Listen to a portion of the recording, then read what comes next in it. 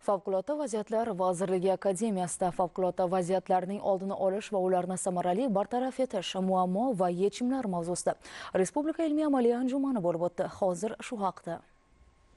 Nufuzli tadbirda so'zga chiqqanlar bugungi kunda favqulodda vaziyatlar sohasida ilmiy tadqiqot ishlarini rivojlantirish, ayniqsa innovatsion g'oyalarni qo'llab-quvvatlash hamda soha mutaxassislari o'rtasidagi hamkorlikni yanada mustahkamlash zarurligini qayd etishdi. Asosiy maqsad favqulodda vaziyatlarning oldini olish, ularni samarali bartaraf etish, xavfsizlikni ta'minlash, zamonaviy ilmiy va texnologik yondashuvlar asosida innovatsion yechimlarni ishlab chiqish, tajriba almashish imkoniyatlarini kengaytirishdan iborat. Yetakchi olimlar, mutaxassislar, amaliyotchi ekspertlar tomonidan dolzarb mavzulardagi ma'ruzalar tinglandi.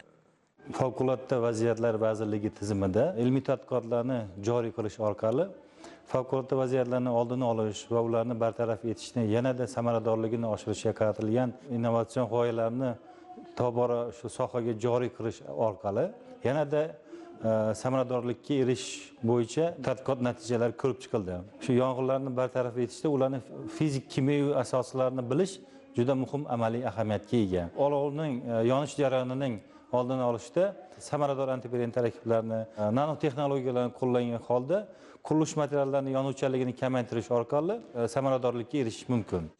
Anjuman doirasida Mudofaa sanoati agentligi tasarrufidagi Innovatsiya texnologiyalari markazi hamda Favqulodda vaziyatlar vazirligi ilmiy innovatsion va sinov tadqiqot instituti o'rtasida hamkorlik memorandumi imzolandi. Unda asosiy e'tibor favqulodda vaziyatlarning oldini olish, ularni samarali bartaraf etish sohasida qo'shma ilmiy tadqiqot ishlarini olib borish, kadrlar salohiyatini yuksaltirish, o'zaro hamkorlikni yanada mustahkamlashga qaratilgan. Mazkur ilmiy amaliy anjuman sohadagi islohotlarni yanada takomillashtirish, ilg'or ilmiy yondashuvlarni amaliyotga tatbiq etish, raqamlashtirish jarayonlarini jadallashtirishga xizmat qiladi. Tadbir yakunida faol xodimlarga Favqulodda vaziyatlar vazirligi akademiyasi esdalik nishoni, sertifikat hamda tashakkurnomalar taqdim etildi.